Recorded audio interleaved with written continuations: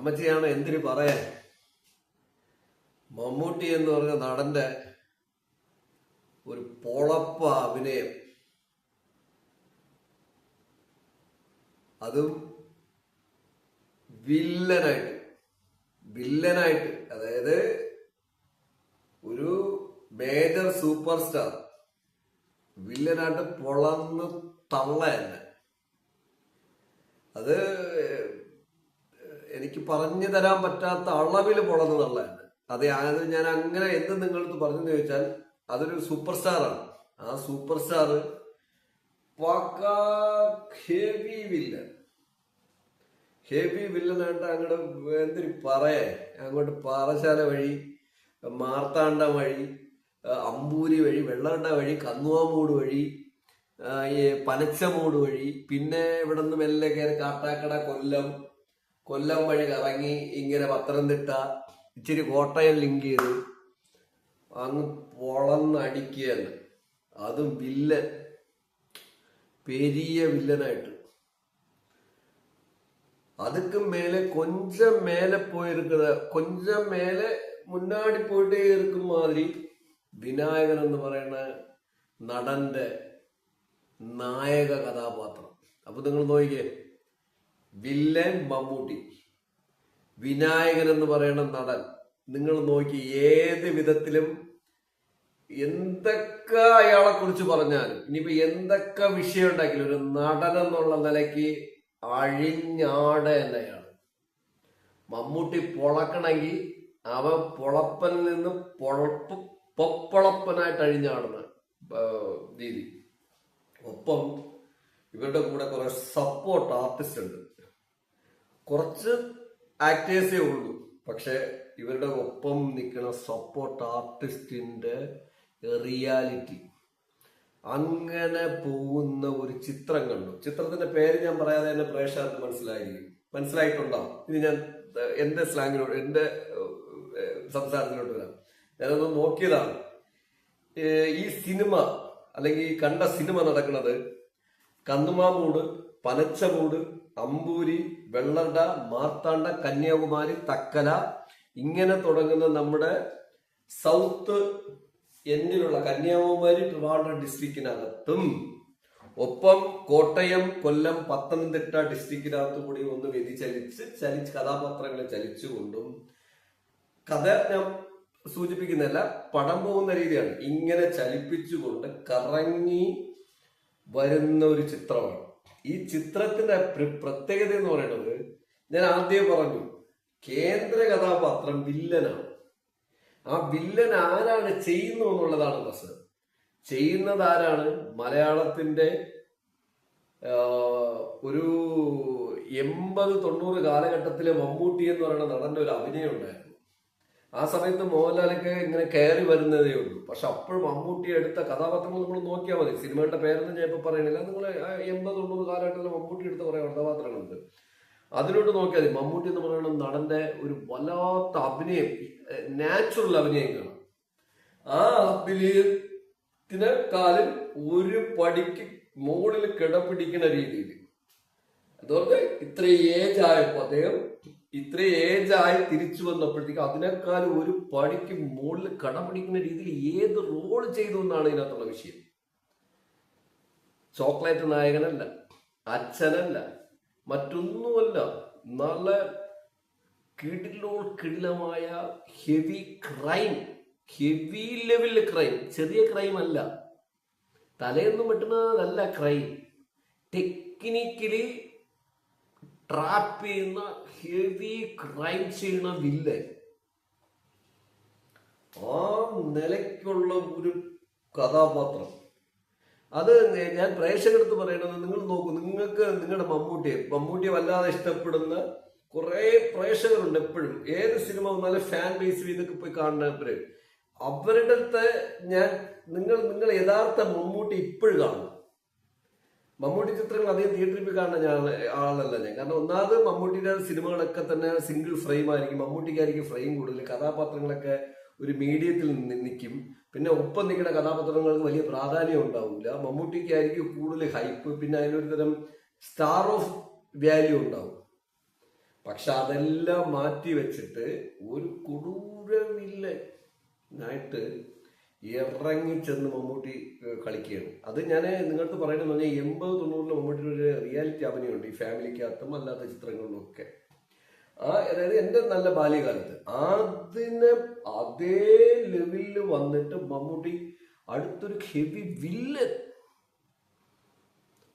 വില്ലനായിട്ട് എന്തിന് പറയാ. അപ്പോൾ ഈ ഇങ്ങനെ പാറശാലയിലും നമ്മ തമിഴ്നാടിലും കൊഞ്ചം പക്കത്തിന് ഏറി മെല്ലെ ഇഴഞ്ഞങ്ങട്ട് അഴിഞ്ഞാടയാണ് മമ്മൂട്ടി എന്നല്ല മമ്മൂക്കയ്ക്ക് അഭിനന്ദനങ്ങൾ. ഈ പ്രായത്തില് ഈ സൂപ്പർ സ്റ്റാർ പദവിയിൽ നിൽക്കുക, സൂപ്പർ സ്റ്റാർ പദവിയിൽ നിന്നിട്ട് ഇനി കുറച്ചു കാലം കൂടിയാണ് മമ്മൂട്ടി ആയുസ് ബാക്കിയുള്ളത്. പ്രൂഫ് ചെയ്തിരിക്കുന്നു മമ്മൂട്ടി. ഞാൻ അതാണ് പറഞ്ഞത്, മമ്മൂട്ടി എന്ന് പറയുന്ന നടൻ പ്രൂഫ് ചെയ്തിരിക്കുന്നു, ഞാനൊരു ഹെവി നടൻ തന്നെയാണ്. എടുക്കേണ്ട കഥാപാത്രങ്ങൾ ഈ മമ്മൂട്ടിയെ മറ്റു നടന്മാരോട്ടൊന്നും കമ്പയർ ചെയ്യാൻ പറ്റില്ല, മോഹൻലാലോട്ടൊന്നും കമ്പയർ ചെയ്യാൻ പറ്റില്ല. മോഹൻലാലൊക്കെ വേറെ ലെവലാണ്. മമ്മൂട്ടി എന്ന് പറയുന്ന നടന്റെ ലിമിറ്റേഷനകത്ത് നിർത്തിക്കൊണ്ട് തന്റെ എല്ലാ കുറവുകളും അറിഞ്ഞ് അത് ചെത്തിമിനുക്കി ശരിയാക്കിക്കൊണ്ട് ഒരു വൈഡൂര്യം തന്നെയാണ് ഞാനന്ന് തെളിയിച്ചിരിക്കുകയാണ്. ഞാനല്ല, മമ്മൂക്ക തെളിയിച്ചിരിക്കുകയാണ്. മമ്മൂക്കയ്ക്ക് തികഞ്ഞ അഭിനന്ദനങ്ങൾ. ഇങ്ങനെ ഒരു സിനിമ ചെയ്യാൻ, ഇങ്ങനെ ഒരു വില്ലൻ കഥാപാത്രം എടുക്കാൻ ധൈര്യം കാണിച്ച മമ്മൂക്കയ്ക്ക് തികഞ്ഞ അഭിനന്ദനങ്ങൾ. എന്തുകൊണ്ടെന്ന് ചോദിച്ചു കഴിഞ്ഞാൽ ഒരു നടനും ഇപ്പോഴും എടുക്കാത്ത റിസ്ക്. സിനിമയിൽ നിന്ന് ഔട്ടായി പോയിക്കൊണ്ടിരിക്കുമ്പോൾ ചില നടന്മാര് വില്ലന്മാരായിട്ട് വരും. പക്ഷെ അങ്ങനെയല്ല, മമ്മൂക്ക തന്റെ സ്റ്റാർ ലെവലിൽ നിൽക്കെ തന്നെ വ്യത്യസ്തനായിട്ട് ഞാൻ പുതിയ കാര്യങ്ങൾ ഇനി ചെയ്യേണ്ടതുണ്ട്. കാരണം താങ്കളുടെ ഈ അടുത്ത കാലത്ത് ഇറങ്ങിയ ബ്രഹ്മയോഗത്തിൽ അഭിനയത്തെ കുറിച്ച് ഞാൻ മുൻപും പറഞ്ഞിട്ടുണ്ട്. അവിടെ നിന്ന് തുടങ്ങിയതാണ് താങ്കളുടെ ഹൈപ്പ്. ഇപ്പൊ ഹോസ്പിറ്റലിലായിരുന്നെങ്കിൽ പോലും താങ്കൾ തിരിച്ചു വന്നിട്ട് ഈ കഥാപാത്രത്തിന് വേണ്ടിയില്ല, ഈ കഥാപാത്രം ചൂസ് ചെയ്ത രീതി ഒരു നടനും കാണിക്കാത്ത, അവിടെയാണ് ഇപ്പോഴാണ് മമ്മൂക്ക ഒരു നടനായി. 85, 90, 95 ശേഷം മമ്മൂട്ടി ഒരു നടൻ എന്ന് പറയാൻ വളരെ കുറച്ച് ചിത്രങ്ങളെ ഉണ്ടായിരുന്നുള്ളൂ. അമരം പോലുള്ള ചില ചിത്രങ്ങൾ, പിന്നെ ഇടയ്ക്ക് തെന്നിയും തെറിച്ച് വന്നിട്ടുണ്ട്. ബാക്കിയെല്ലാം സ്റ്റാർ ഓഫ് വാല്യൂ സിനിമകളായിരുന്നു. അതുകൊണ്ട് തന്നെ കുറെ ആൾക്കാർക്ക് ഇഷ്ടമാണ്. എന്നെ പോലുള്ള പ്രേക്ഷകർ ഞാനൊക്കെ കുറച്ചു മമ്മൂട്ടി സിനിമ കാണുന്നതിന്. പക്ഷെ അവിടെ നിന്ന് മാറി മമ്മൂട്ടിയായിരിക്കും, മമ്മൂട്ടി നടനായിരിക്കും. ആ നടന്റെ ഒരു എന്തു പറയണത്, വാർദ്ധക്യത്തിലോട്ട് പോകെ പുള്ളി ഒരു ലെവലാണ്. ഇന്ത്യൻ സിനിമയിൽ ഒരു നടന്മാർക്കും ഈ ബെഞ്ചിൽ ഇനി ഇരിക്കാൻ പറ്റില്ല. കാരണം ഒരു മേജർ നടൻ തന്റെ സ്റ്റാർ ഓഫ് വാല്യൂ കംപ്ലീറ്റ് മാറ്റി വെച്ചിട്ട് ഒരു കസേരയിട്ട് അജയനായിട്ട് ഇരുന്നിരിക്കുകയാണ്. അയാൾ കിങ് ആണ് ഇന്ന് മുതൽ എന്ന് പറഞ്ഞാൽ ഈ കളങ്കാവൽ സിനിമയുടെ പേര് കളങ്കാവൽ സിനിമയിൽ ഈ വില്ലൻ റോള് ചെയ്തിട്ട് ഇത്രയും വലിപ്പിച്ച് എല്ലാ സ്റ്റാർ വാല്യൂ ഉള്ളവരെയും വെട്ടിയിട്ട് താങ്കളുടേതായ ഒരു കിങ് ചെയർ റെഡിയാക്കിയിരിക്കുന്നു. താങ്കളുടെ കസേര സേഫ് ആയിരിക്കുന്നു. എന്തുകൊണ്ട്? പണം ഉണ്ടെന്നുള്ളതിലല്ല, മോനെ ബേസ് ചെയ്തല്ല, സൂപ്പർ സ്റ്റാർ എന്നുള്ള നിലയിലല്ല, താങ്കളൊരു നടനായിരിക്കുന്നു. താങ്കളിൽ നിന്നൊക്കെ കുറെ കാലം മുൻപ് നമ്മളൊക്കെ ബാല്യകാലത്ത് കണ്ടുവന്ന ആ ഒരു ലെവലില് മുകളിലെത്തിയിട്ട് താങ്കളൊരു കിങ് കസേര ആക്ടിങ് ലെവലിലിട്ട് ഉറപ്പിച്ചിരിക്കുന്നു. താങ്കൾക്ക് ആ കിങ് കസേര തന്നെയാണ്. അതായത് കിങ് കോഹ്ലി എന്ന് പറയും പോലെ താങ്കൾക്കൊരു കിങ് കസേര തന്നെയാണ്, ആക്ടിങ്ങിൽ കിങ് കസേര. കാരണം ഇന്ത്യ എന്നല്ല, ഇന്ത്യ ലോകചരിത്രമല്ല, കാരണം ഹോളിവുഡിലൊക്കെ ഒരുപാട് നടന്മാർ ഇങ്ങനെ ചെയ്തിട്ടുണ്ട്. താങ്കളുടെ ഒന്നും എല്ലാം കഴിഞ്ഞിട്ട് ഇനി ചെയ്യാനുള്ളത് എനിക്ക് അഭിനയത്തികമാണ്. ഇനി എനിക്കൊന്നും ചെയ്യാനില്ല, അഭിനയിക്കാനുള്ള ഏറ്റവും ടോപ്പ് സാധനങ്ങളാണ് അത് എൻ്റെ ഉണ്ടെന്ന് പറഞ്ഞ് താങ്കൾ അത് എടുത്ത് തലയിൽ കിരീടമായിട്ട് ചൂടി താങ്കളത് ആ പ്രേക്ഷകരെ മുമ്പിൽ എത്തിയിരിക്കണം. തികഞ്ഞ അഭിനന്ദനങ്ങളാണ് മമ്മൂക്കയ്ക്ക് പറയുന്നത്. കാരണം എന്ന് പറഞ്ഞു കഴിഞ്ഞാൽ ഇനി നിങ്ങൾ അഴിഞ്ഞാടണം. നിങ്ങൾ ചെയ്യേണ്ടത് സൂപ്പർ സ്റ്റാർ ചിത്രങ്ങളല്ല. താങ്കൾക്ക് ഇത്രയും കൊടൂര വില്ലനായിട്ട് അഭിനയിക്കാൻ കഴിയുമെങ്കിൽ, ഇങ്ങനെ അഭിനയിക്കാൻ കഴിയുമെങ്കിൽ താങ്കളിന് എത്രയോ ചെയ്യാൻ ബാക്കി കിടക്കുന്നു. ആയുസ് കൂട്ടിക്കിട്ടട്ടെ, അങ്ങനെ കുറെ കഥാപാത്രങ്ങൾ വരട്ടെ. അത്ര ലെവലില് താങ്കൾ ഈ അഭിനയിച്ചിരിക്കുന്ന വില്ലൻ കഥാപാത്രം പ്രെഡിക്റ്റ് ചെയ്യാൻ പറ്റില്ല കേട്ടോ. പ്രെഡിക്റ്റ് ചെയ്യാൻ പറ്റില്ല എന്ന് പറഞ്ഞാൽ താങ്കളിൽ നിന്ന് ഇതൊരു മോഹൻലാൽ ചെയ്താലോ അല്ലെങ്കിൽ ചില വേറെ കുറെ നടന്മാരുണ്ട്, ധനുഷിനെ പോലെ ഒരാൾ ചെയ്താലോ അല്ലെങ്കിൽ കമലഹാസൻ ചെയ്താലോ ഒന്നും ഞെട്ടിപ്പില്ല. കാരണം ഇവരൊക്കെ നമ്മൾ ഓൾറെഡി അവര് വേറെ ലെവലാണ്. പക്ഷെ ഇവരെല്ലാരും ചെയ്താൽ ഞെട്ടിപ്പില്ല എന്നാണ് പറയുന്നത്. പക്ഷെ ഇവരെല്ലാരും അവരെ സ്റ്റാർ ഓഫ് വാല്യൂ ഒക്കെ പലരും കീപ്പ് ചെയ്യാൻ നിൽക്കുമ്പോഴും, കമലഹാസനെ എന്ന് പറയാൻ പറ്റില്ല, കമലഹാസനൊക്കെ വേറെ ലെവലിൽ തന്നെയാണ്. മോഹൻലാലൊക്കെ ഇപ്പോഴും സ്റ്റാർ ഓഫ് വാല്യൂവിൽ തന്നെയാണ് സിനിമകൾ ചെയ്തുകൊണ്ടിരിക്കുന്നത്. ഇടയ്ക്കിടയ്ക്ക് മാറി ചെയ്യുന്നുണ്ട്. എന്നാൽ പോലും ഇത്രയും ഒരു വില്ലൻ കഥാപാത്രം എടുക്കാൻ ഒരു നടനും ധൈര്യം കാണിക്കില്ല. അത്ര ഹെവി ലെവലിൽ എത്തിച്ചിട്ട് എന്തായോ എന്നമ്മ சொல்ற പൊളന്ത് തള്ളറ അതുപോലെയാണ് ചെയ്തിരിക്കുന്നത്. എടുത്ത റിസ്ക്. അപ്പോ ഇങ്ങനെയുള്ള 100 ചിത്രങ്ങൾ, അതായത് അടുത്ത വില്ലനാവണമെന്നല്ല പറഞ്ഞതിന്റെ അർത്ഥം. മമ്മൂക്ക എടുക്കുന്ന എല്ലാ ചിത്രങ്ങളും ഇനി വ്യത്യസ്തമായിരിക്കണം. ഇതുപോലെ താങ്കൾ ഇനി 10-20 വർഷം കൂടെ ജീവിക്കട്ടെ, 20-25 വർഷം ജീവിക്കട്ടെ, പക്ഷെ എല്ലാം ഡിഫറെന്റ് ആയിരിക്കണം. പിന്നെ താങ്കളുടെ കമ്പനി, താങ്കളുടെ ക്യാഷ് ഉണ്ട്, താങ്കളുടെ മോനയിൽ ക്യാഷ് ഉണ്ട്, എല്ലാം നിങ്ങളെ നിർമ്മിക്കണം. ഒന്നിനും ഇതില്ല, കുറെ പേർക്ക് തൊഴിൽ കിട്ടും. ഒന്നിനും ഇതില്ലാത്തതുകൊണ്ട് താങ്കൾക്ക് ഇനി എന്ത് റിസ്ക് കൊടുക്കും. ആ റിസ്കിന്റെ ആദ്യ ചുവട് എടുത്തിട്ട് ആർമാദിക്കുകയാണ്. ഇതിന്റെ ആദ്യത്തെ ഫ്രെയിമിൽ തന്നെ താങ്കളുടെ ആ വില്ലന്റെ എഫക്റ്റ് താങ്കൾ തെളിയിച്ചിരിക്കുകയാണ്. ആ ഒരു എങ്ങനെ ഒരു കഥാപാത്രത്തിലോട്ട് ഇറങ്ങിച്ചല്ല, ഫസ്റ്റ് ഫ്രെയിമിൽ തന്നെ ക്ലീൻ ആണ് ആക്ടിങ് മാത്രമല്ല, പിന്നെ അങ്ങ് പോവേണ്ട. താങ്കൾക്ക് ഏത് നിമിഷം ഇപ്പോഴാണ് താങ്കൾ ശരീരം കൊണ്ടൊന്നും താങ്കൾ അധികം കളിക്കേണ്ട, അഭിനയം മതി. അങ്ങനെ എടുത്തിരിക്കുന്ന ഈ വില്ലൻ കളങ്കാവൽ എന്ന് പറയുന്ന സിനിമയിലെ വില്ലൻ കഥാപാത്രം എടുത്ത മമ്മൂക്കയ്ക്ക് ഒരു സ്പെഷ്യൽ അഭിനന്ദനം. ഇനി സിനിമയിലേക്ക്. ഇതിനൊപ്പം വില്ലനെ തോൽപ്പിക്കാൻ ഒരു നായകൻ വേണ്ടേ? അതാണ് നമ്മുടെ വിനായക സാർ. ഒന്നൊന്നര അഭിനയം തന്നെ കേട്ടോ അദ്ദേഹത്തിന്റെ പോലീസ് റോൾ. കഥയൊന്നും ഞാൻ പറയില്ല, നിങ്ങൾ തിയേറ്ററിൽ പോയി കാണും.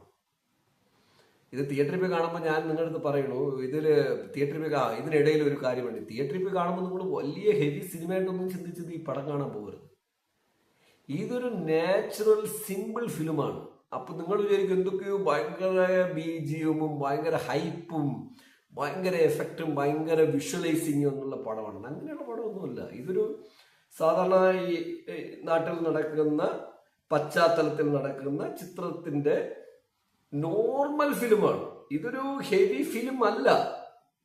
സിനിമ ഹെവി ആവണമെന്ന് പറയുന്നത് മമ്മൂക്കയുടെ ഈ അഴിഞ്ഞാട്ടവും വിനായകൻ എന്ന് പറയുന്ന നായകന്റെ ഈ കുതിരപ്പുറത്ത് കയറി ഹെവി ലെവലിലോട്ട് പോകുന്ന ഒരു ഇത് പറയില്ലേ, അതുപോലെ ഒരു നായകന്റെ വില്ലനൊപ്പം പിടിച്ചു നിൽക്കാൻ വേണ്ടേ.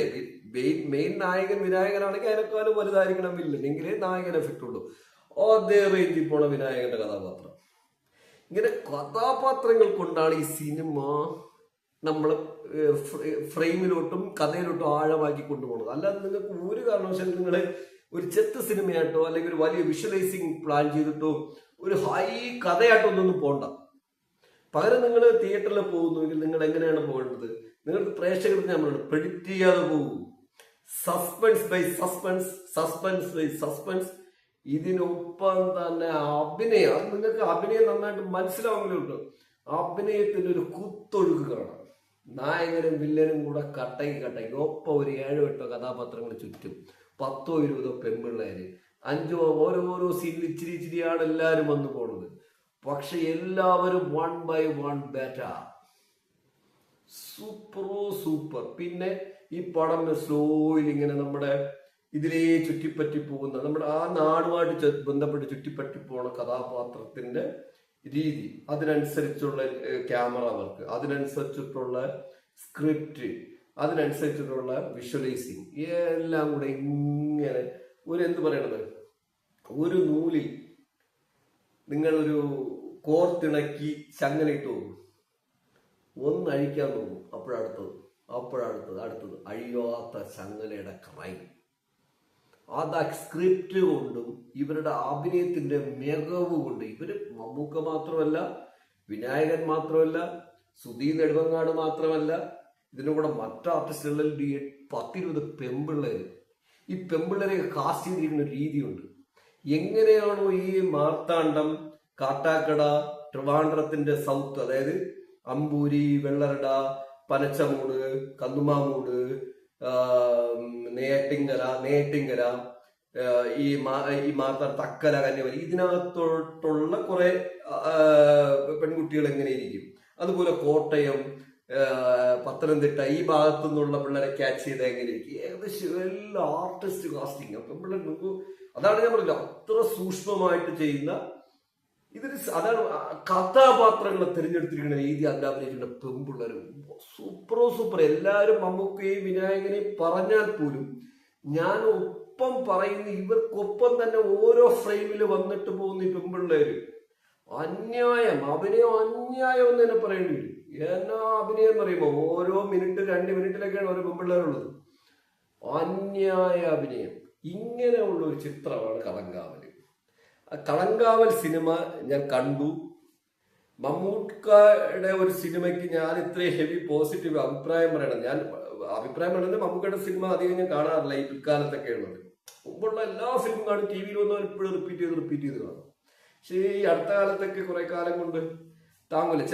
എല്ലാ ചിത്രങ്ങളും, ചില ചിത്രങ്ങളും ഓക്കെ, പക്ഷെ എങ്കിലും നമുക്ക് ഇങ്ങനെ ഇരിക്കണമല്ലോ. ഇത് മാറി മമ്മൂക്ക ഇറങ്ങി കളിക്കുകയാണ് വില്ലനായിട്ട്. അങ്ങനെ ഇതുകൊണ്ട് ചുറ്റപ്പെട്ട് വന്നിരിക്കുന്ന എല്ലാവരും കൂടെ ചുറ്റപ്പെട്ട് വന്ന് ഒരു സ്ട്രോങ് കഥ ഇങ്ങനെ ഡെവലപ്പ് ചെയ്ത് സ്ക്രിപ്റ്റ് ചെയ്ത് കൊണ്ടുപോയി ഒരു എൻഡ് ഓഫ് പോർഷനിൽ ഒരു സസ്പെൻസ് സെക്കൻഡ് പാർട്ടിന് ഇട്ടാണ് ഈ ഫിലിം തീരുന്നത്. അങ്ങനെയുള്ള കളങ്കാവൽ സിനിമ കണ്ടു. പ്രേക്ഷകരെ, നിങ്ങളുടെ ഞാൻ പറയുന്നു, തിയേറ്ററിൽ പോകുന്നെങ്കിൽ ഒരു പെഡിറ്റേഷനും പാടില്ല. വലിയ ഹെവി മമ്മൂട്ടി ചിത്രങ്ങളെ കുറിച്ചോ അങ്ങനെയൊന്നും കാണരുത്. നിങ്ങൾക്ക് അഭിനയം ഇഷ്ടമാണെങ്കിൽ, സിനിമ അഭിനയമാണ്, ആ അഭിനയം ഇഷ്ടമാണെങ്കിൽ, കഥാപാത്രങ്ങൾ നല്ല പൾസ് ചെയ്യണമെന്നുണ്ടെങ്കിൽ, പിന്നെ ക്രൈം ഉണ്ടാവുന്ന രീതി, ക്രൈം എന്നുള്ള വെട്ടും തലവെട്ടും ഇതൊന്നും മാത്രമല്ല ക്രൈം, സിമ്പിൾ ഹെവി ക്രൈം. അങ്ങനെ ക്രൈം ചെയ്യുന്ന ഒരു വില്ലന്റെ എന്തു പറയണത്, കടല് പോലെ ഇങ്ങനെ ഒഴുകി പോകുന്ന, എത്ര തിരയടിച്ചാലും അത് നിൽക്കാതെ പോകുന്ന തിരകളായിട്ട് നിങ്ങൾക്ക് കാണണമെങ്കിൽ ധൈര്യമായിട്ട് പോകൂ, ടിക്കറ്റ് എടുക്കൂ. കളങ്കാവൽ കാണാൻ കേട്ടോ. അഭിനയം കൊണ്ട് നമ്മളെ തിയേറ്ററിൽ പിടിച്ചിരുത്തും. പറ്റൊന്നും ഇല്ല. രണ്ടാമത് അതിൻ്റെ സ്ക്രിപ്റ്റ്, ഡയറക്ഷൻ, അതിനുവേണ്ടി ഉപയോഗിക്കുന്ന ക്യാമറ എല്ലാം ലോ. അത്യാവശ്യം സ്റ്റുഡിയോ കാണുമ്പോൾ തന്നെ അറിയാം, അത്യാവശ്യം സ്റ്റുഡിയോ, ബാക്കി കുറച്ച് ഔട്ടറിങ്. മമ്മൂട്ടി ഔട്ടറിങ്ങിലോട്ട് പോണതേ കുറവാണ്. എല്ലാ സ്റ്റുഡിയോക്കകത്തുനിന്നാണ് മമ്മൂട്ടിയുടെ കളി. പുറത്തൊന്നും പോക്കൊന്നുമില്ല. ഞാൻ സിനിമയിൽ പറഞ്ഞതെല്ലാം കുറവാണ്. നമ്മുടെ മാർത്താട്ടം അങ്ങനെ എല്ലായിടും കാണികളുണ്ട്. അതൊക്കെ നമുക്കറിയാം. നിങ്ങൾ പ്രേക്ഷകർ മനസ്സിലാവണമെന്നില്ല, ഞാൻ പറഞ്ഞതേ ഉള്ളൂ. പക്ഷെ അങ്ങനെ എടുത്തിരിക്കുന്ന ഈ കളങ്കാവൽ സിനിമ നിങ്ങളെടുത്ത് ഞാൻ പ്രേക്ഷകർക്ക് പറയണം, നല്ല ഹെവി ക്രൈം ഫിലിം, നല്ല അഭിനയത്തിന്റെ തീച്ചൂളയിലോട്ട് ഇറങ്ങി ചെല്ലുന്നത് കാണാൻ, അഭിനയം കാണാൻ, അതിനൊപ്പം ക്രൈം ആസ്വദിക്കാൻ നിങ്ങൾക്ക് ടിക്കറ്റ് എടുത്ത് തിയേറ്ററിൽ പോവാം. പടം 80+ എന്നൊക്കെയാണ് എഴുതി കാണിക്കുന്നത്. കൊച്ചുപിള്ളേരടക്കം പറഞ്ഞുണ്ട്. അതിലൊന്നും കാര്യമൊന്നുമില്ല. അതൊക്കെ നമ്മുടെ ഗവൺമെന്റിന്റെ മണ്ടൻ പരിപാടികളൊക്കെയാണ്. ഇതിനോടൊന്നും എനിക്കൊരു യോജിപ്പില്ല. സിനിമ തിയേറ്ററിൽ വരുമോ ആർക്കും കാണാം. അത് തന്നെയാണ് 18+, 16+. ആ കാലമൊക്കെ പോയി. നമ്മളെ മൊബൈൽ ഇതാ നിൽക്കുകയില്ലേ, ഇത് വെച്ച് ഈ പിള്ളേരെല്ലാം കാണുന്നുണ്ട്. പിന്നെയാണോ തിയേറ്റർ? അതൊന്നും ഒരു പ്രാക്ടിക്കലല്ല. അതുകൊണ്ട് നിങ്ങൾ തിയേറ്ററിൽ ധൈര്യമായിട്ട് എല്ലാവർക്കും പോയി. ഈ സിനിമയിൽ അങ്ങനെ പ്രത്യേകിച്ചൊന്നുമില്ല. ഹെവി ക്രൈമോ അങ്ങനെയൊന്നുമില്ല. ക്രൈം പറയുന്ന രീതിയാണ് ഹെവി. അതുകൊണ്ട് എല്ലാവർക്കും തിയേറ്ററിൽ പോവാം. അല്ല, എക്സലന്റ് മൂവിയാണ് കേട്ടോ കളങ്കാവൽ. തിയേറ്ററിൽ പോയി നിങ്ങൾ പ്രേക്ഷകരുടെ അടുത്ത് എല്ലാവരും ഞാൻ പറയുന്നത്, പ്രത്യേകിച്ച് ഇതിന് ഈ പടത്തിന് എനിക്കൊണ്ട് ഇന്ത്യക്കാരും കളക്ഷൻ വെളിയിൽ നിന്ന് വരുമെന്ന് തോന്നുന്നു. അങ്ങനെ പറയട്ടെ, എനിക്ക് അങ്ങനെ തോന്നുന്നു. മമ്മൂട്ടിയുടെ ഈ 20 വർഷത്തെ ഒരു സിനിമാ ജീവിതത്തിലെ ഏറ്റവും ബെറ്റർ കഥാപാത്രം, സൂപ്പർ കഥാപാത്രം എന്ന് തന്നെ എന്നെ പറയേണ്ടി വരും. ഒപ്പം സൗത്ത് ഇന്ത്യൻ ഇൻഡസ്ട്രി ലോകം കീഴടക്കുമെന്ന് ഞാൻ പല പ്രാവശ്യവും പല വർഷങ്ങളോട്ട് പറഞ്ഞുകൊണ്ടിരിക്കുകയാണ്. ഞാനിത് പറഞ്ഞുകൊണ്ടിരിക്കുകയാണ്. സ്ക്രിപ്റ്റ് എങ്ങനെ ചെയ്യണം, നമ്മൾ പിള്ളേരിപ്പോൾ ചെയ്യുന്ന സ്ക്രിപ്റ്റ് എങ്ങനെയാണ്, അത്രയും ബ്യൂട്ടിഫുൾ ആയിട്ടാണ് എൻ്റെ സ്ക്രിപ്റ്റ് പോകുന്നത്. അങ്ങനെ സസ്പെൻസിലിട്ടാണ് ഈ പടം ഇന്റർവെല്ലിലേക്ക് എത്തുന്നത്. ഈ പടം ഇപ്പോൾ ഇന്റർവെല്ലാണെന്ന് പ്രിയ പ്രേക്ഷകർ കാണും.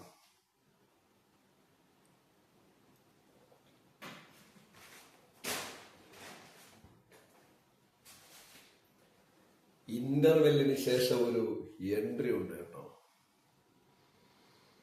ഇന്റർവെല്ല് കഴിഞ്ഞിട്ട് പിന്നെയാണ് ഈ പടം നമ്മളെ പൾസ് ചെയ്ത് അങ്ങ് കൊണ്ടുപോകണം. അതെൻ്റെ പ്രേക്ഷകർ തിയേറ്ററിൽ നിന്ന് എന്നെ കാണും. ഞാൻ അതിനെക്കുറിച്ച് ഒരു വാക്കും പറയുന്നില്ല.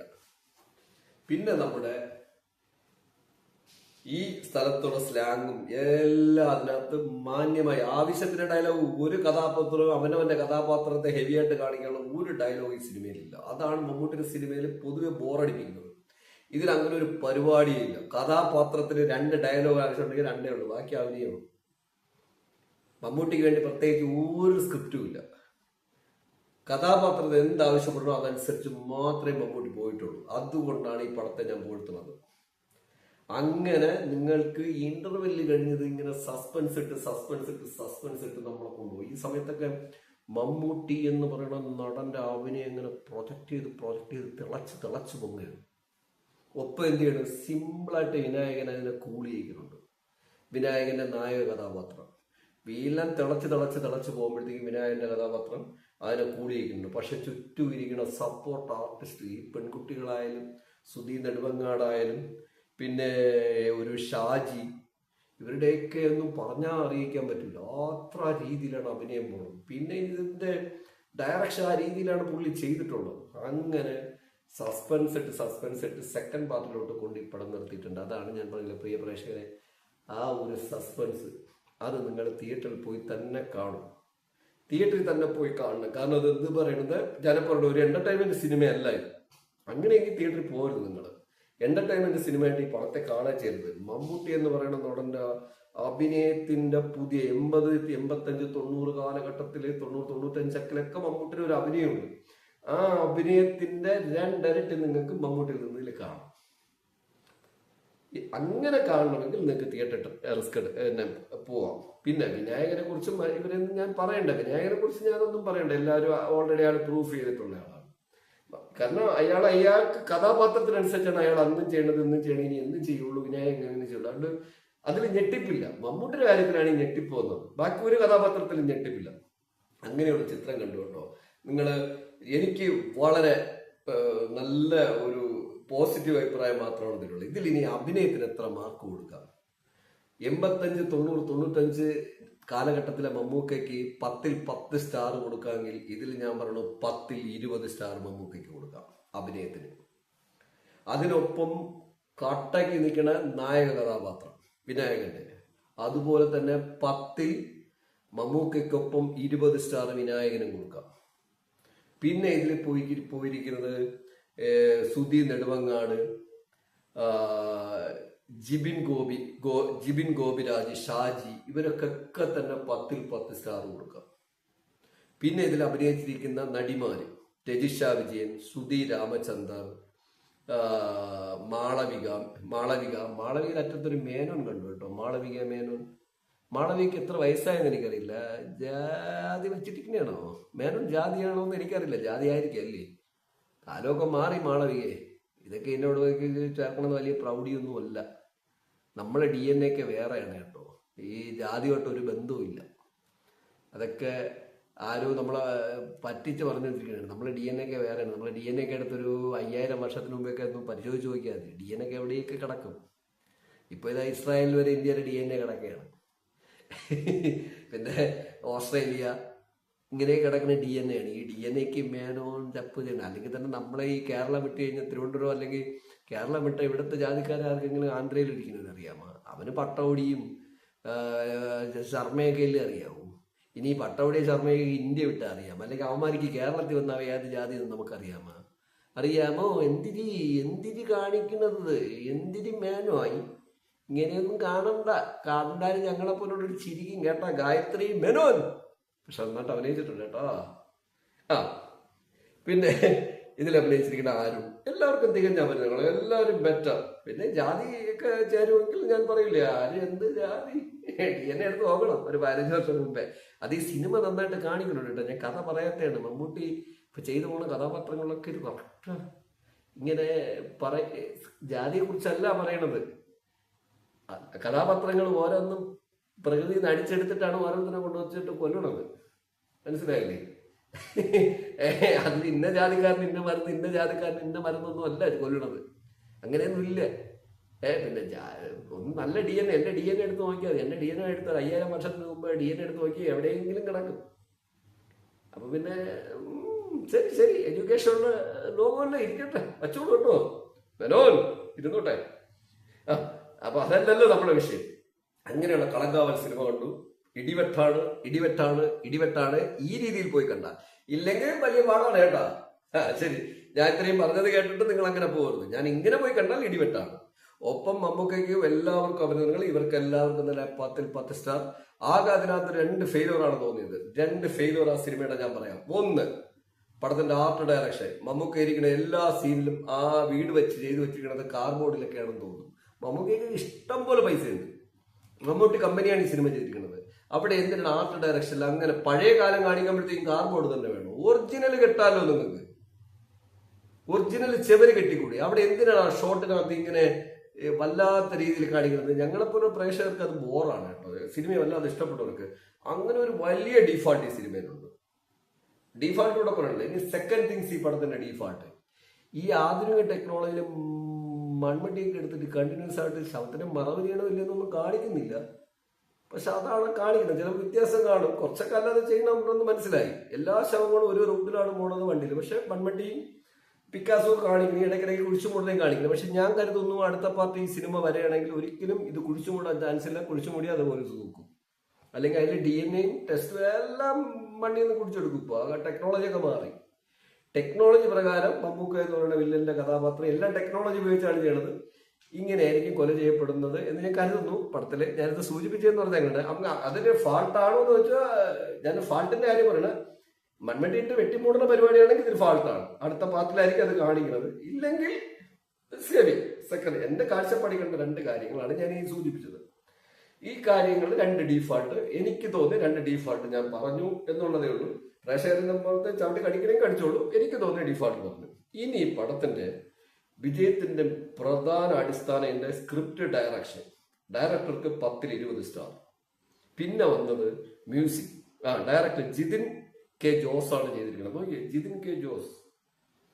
അന്യായമുള്ള നിങ്ങൾ എന്തിനിങ്ങനെ ഈ ഏരിയയിലൊക്കെ തന്നെ ജീവിക്കണത്? എനിക്കറിഞ്ഞൂടാ നിങ്ങൾ ഏത് നാട്ടുകാരനാണെന്ന്. ഇവിടെ എവിടെയെങ്കിലും ആയിരിക്കും. എന്തിനു പറഞ്ഞാലും അന്യായം. നന്നായി ചെയ്തിരിക്കുന്നത്, പൊളപ്പനായിരിക്കുന്നത്.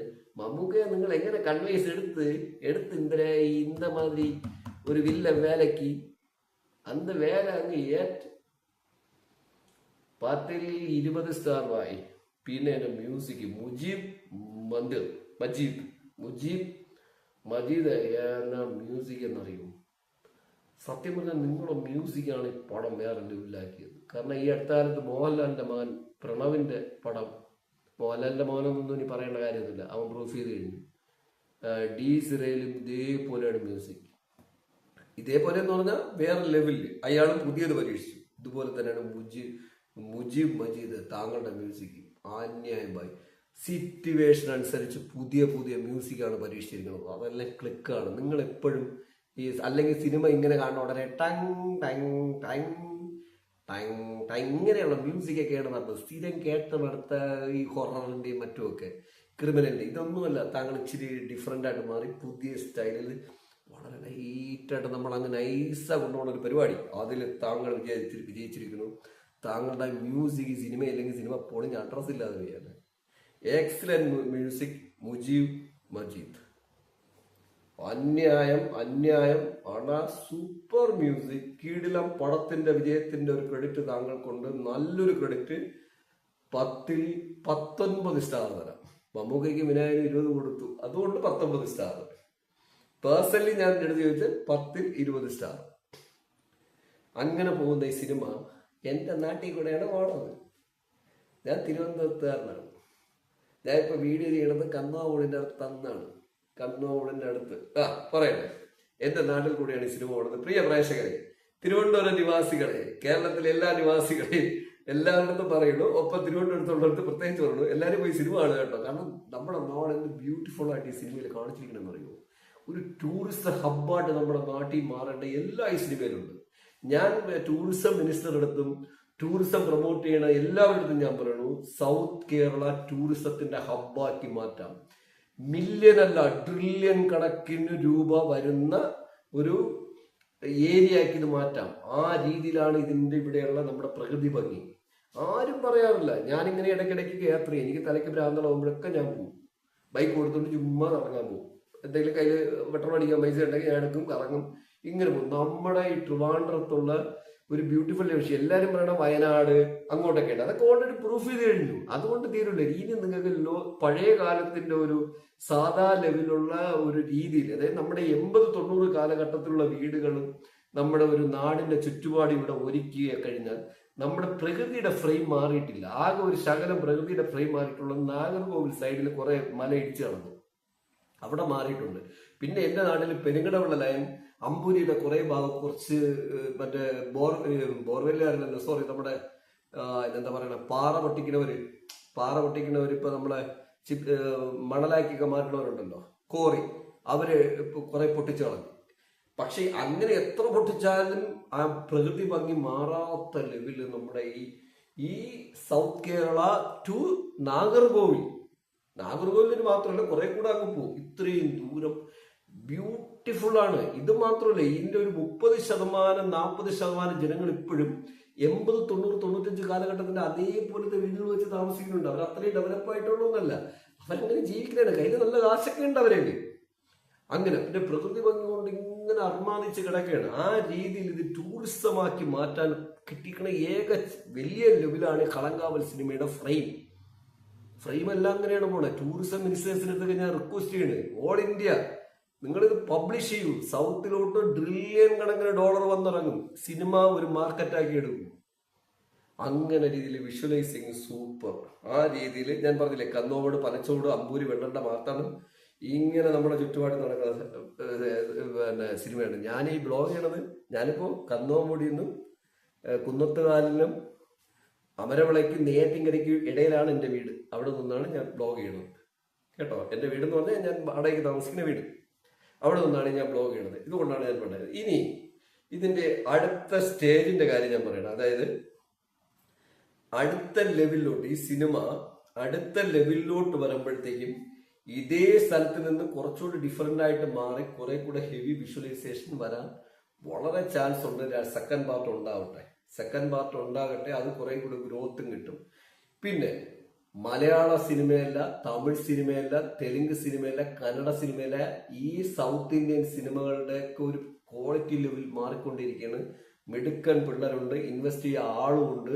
നമ്മൾ മില്യൺ ട്രില്യൺ ഞാൻ പറഞ്ഞില്ലേ 1 ലക്ഷം കോടി രൂപ ബിസിനസ് എത്രയും പെട്ടെന്ന് വരട്ടെ. ഞാൻ പറയാറുണ്ട്, ഇപ്പോൾ തന്നെ ഒരു 20,000 കോറിനടുപ്പിച്ച് നമ്മുടെ ഇൻഡസ്ട്രിയിൽ എത്തിക്കഴിഞ്ഞു. ഇതൊക്കെ പെട്ടെന്ന് മാറും, 1 ലക്ഷം കോടിക്ക് മുകളിലെത്തട്ടെ. പക്ഷെ ഈ സിനിമകളെല്ലാം തന്നെ ഞാൻ പറയുന്നു, മാർക്കറ്റ് ചെയ്യപ്പെടേണ്ടത് സിനിമയായിട്ട് മാത്രമല്ല, നമ്മുടെ നാട്ടിലെ സാധാരണ ജനത്തിന്റെ ഓരോ വീട്ടിലും 10,000-കണക്കിന് രൂപ, അതായത് ശരാശരി എന്റെ കണക്കിൽ ഞാൻ പറയുകയാണെങ്കിൽ ശരാശരി ഒരു മാസം 1 ലക്ഷം രൂപ വരണം. അതായത് $1,500 മിനിമം വരുന്ന രീതിയിൽ ടൂറിസം നടത്തണം. സിനിമ വഴി വരില്ല. സിനിമ ഇതെല്ലാം വിഷ്വലൈസ് ചെയ്ത് കാണിക്കണമെങ്കിൽ അതിനെടുത്ത് പ്രൊമോട്ട് ചെയ്തിട്ട് ടൂറിസം വളർത്തിയിട്ട് വീടുകളുടെ ചുറ്റും വീടുകളുമെല്ലാം ഹോം സ്റ്റേകളാക്കി മാറ്റണം. എന്നിട്ട് ഹോം സ്റ്റേകളാക്കിയിട്ട് മറ്റേ 100 രൂപ മദ്യത്തിന് 2,000 രൂപ വാങ്ങുകയല്ല ചെയ്യേണ്ടത്. അത് ഞാൻ ഓർമ്മിക്കുകയാണ്. കാരണം നമ്മുടെ നാട്ടിലെ പഴയ കാലത്തുള്ള മറ്റ് സാധനങ്ങളല്ല, നമ്മുടെ നാട്ടിൽ അതും ഫ്രൂട്ട്സും നാച്ചുറൽ ഫുഡും എല്ലാം നമ്മുടെ നോർമലായിട്ട് കിട്ടുന്ന രീതിയിൽ പ്രൊഡ്യൂസ് ചെയ്യുന്ന രീതിയിൽ വരുന്ന ടൂറിസ്റ്റുകൾക്ക് കാണിച്ചു കൊടുക്കണം. അവരത് മനസ്സിലാക്കുകയും അതൊക്കെ ചെയ്യാനുള്ള ഇത് കൊടുക്കണം. അങ്ങനെ കൊടുത്തുകൊണ്ട് ഒരു ടൂറിസ്റ്റ് ഹബ്ബായിട്ട് മാറണം നമ്മുടെ സൗത്ത് കേരള. ഇങ്ങനെ സൗത്ത് കേരള ടു കന്യാകുമാരി വരെ, അത് തമിഴ്നാടോട്ട് സഹകരിക്കണം. തമിഴ്നാട് നമ്മുടെ ശത്രുക്കളാണ്, അല്ലല്ലോ, അവര് നമ്മളെ ഫ്രണ്ട്സാണ്, എല്ലാവരും നമ്മുടെ ഫ്രണ്ട്സാണ്. ഇങ്ങനെ സഹകരിച്ചു കഴിഞ്ഞാൽ വീടുകളിലെല്ലാം $1,500 മിനിമം മാസ വരുമാനം വരെ. Indian money 1.25 lakh. അതിൽ 50,000 രൂപ എക്സ്പെൻസ് വന്നാലും 75,000 റുപ്പീസ് മാറും. നമ്മുടെ പിള്ളേർ എന്തിനാണ് വേറെ എവിടെയെങ്കിലും പോകും, വിദേശത്തേക്ക് ചാടിക്കൊണ്ട് പോകും? ഇല്ല, ഫ്രീഡം കൊടുക്കണം. എന്നിട്ട് ഇത് ഉണ്ടാക്കണമെന്ന് ഞാൻ റിക്വസ്റ്റ് ചെയ്യണം. അതിന് കളങ്കാവൽ സിനിമ വഴിയൊരുക്കിയിരിക്കുന്നതാണ് ഞാൻ ഇപ്പോൾ പറയണത്. അതുകൊണ്ടാണ് ഞാൻ സിനിമയുടെ ബ്ലോഗിൽ വന്നത്. അങ്ങനെ മമ്മൂട്ടി എന്ന് പറയുന്ന നടൻ, ഇഷ്ടംപോലെ പണമുണ്ട് ഇവർക്ക്, അതൊക്കെ ഒരു വശത്ത് അവരെത്തൊക്കെ എന്തൊക്കെ ചെയ്യണമെന്നറിയില്ല, അങ്ങനെ ഞാൻ അതിനെക്കുറിച്ചൊന്നും സംസാരിക്കില്ല. പക്ഷെ സിനിമകൾ നമുക്ക് അവസരമൊരുക്കുന്നു. ഞാൻ പ്രിയ പ്രേക്ഷകർക്ക് പറഞ്ഞു, വരൂ സൗത്തിലേക്ക്, സിനിമ കാണൂ, വരൂ. നാട്ടുകാരൊന്നും ഇവിടെ വലിയ കുഴപ്പക്കാരൊന്നും അല്ല, അങ്ങനെയൊന്നുമില്ല. ചില പ്രശ്നങ്ങൾ എല്ലായിടത്തും ഉണ്ട്, അതിവിടെയും ഉണ്ട്. പക്ഷെ അല്ല, നിങ്ങൾ വരൂ, മനോഹരമായ പ്രകൃതി കാണാം, ഒപ്പം നിങ്ങൾക്ക് ആസ്വദിക്കാം. ടൂറിസം മിനിസ്റ്റർ കാണും, ഇന്ത്യൻ ടൂറിസം മിനിസ്റ്റർ കാണും, കേരള ടൂറിസം മിനിസ്റ്റർ കാണും, മിനിസ്റ്റേഴ്സ് എല്ലാരും കാണും. കണ്ടിട്ട് തലയ്ക്ക് ബോധത്തോടെ ചിന്തിക്കും, നാട്ടിലെ വരുമാനം എങ്ങനെ കൂട്ടാം. ഔട്ട്സോഴ്സ് അല്ല കൂട്ടണ്ട, ഇൻസോഴ്സ്, ഇൻകം, ഇങ്ങോട്ട് കാശ് വരണം വിദേശത്ത്. അതിനുള്ള പ്ലാൻ ചെയ്യൂ. അതിനുള്ള പ്ലാൻ ഗവൺമെന്റ് ഒക്കെ ചെയ്യുന്നുണ്ടെന്നാണ് എന്റെ ഒരു പ്രതീക്ഷ. ചെയ്യട്ടെ. പറ്റും. ഇപ്പൊ ഞാൻ സൗത്തിന്റെ കാര്യം മാത്രമേ ഉള്ളൂ. വരട്ടെ, സിനിമ മേഖല വളരട്ടെ. കളങ്കാവൽ സിനിമയുടെ ആർമാദിച്ച് പൊളന്ന് അഭിനയിച്ചതിനെ പൊളപ്പനാക്കി അഭിനയിച്ച ഈ പ്രായത്തില് വില്ലൻ കഥാപാത്രം എടുത്ത മമ്മൂക്കയ്ക്ക്, നായകനായിട്ട് ഒപ്പം നിന്നതും ഒപ്പം അതുമായിട്ട് ബന്ധപ്പെട്ട് പ്രവർത്തിച്ച എല്ലാവർക്കും, ഒപ്പം തന്നെ ഇതിൽ അഭിനയിച്ച പെൺകുട്ടികളും, പേര് ഞാൻ പറയണ ഗായത്രി, രജിഷ വിജയൻ, ശ്രുതി രാമചന്ദ്രൻ, മാളവിക, ഇവർക്കൊക്കെ വീണ്ടും അഭിനന്ദനം അറിയിച്ചുകൊണ്ട്, അങ്ങ് അറ്റത്തുള്ള ഞാൻ പറയില്ല കേട്ടോ, നിങ്ങളങ്ങ് വച്ചിരുന്നാൽ മതി. എല്ലാവർക്കും അഭിനന്ദനങ്ങൾ അറിയിച്ചുകൊണ്ട് പുതിയൊരു സിനിമ റിവ്യൂമായിട്ട് ഉടൻ വരും. സൈനിങ് ഓഫ്, നോബാഗ് സോളോ.